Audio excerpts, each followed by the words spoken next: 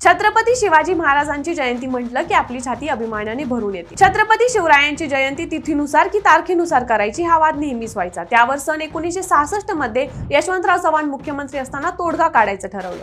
त्यावेळी 4 इतिहास जाणकारांच्या समितीने अहवाल दिला। त्यात तिघांचं म्हणणं होतं की फाल्गुन वद्य तृतीया शके 1551 म्हणजेच 19 फेब्रुवारी 1630 ही छत्रपती शिवरायांची जन्मतारीख आहे।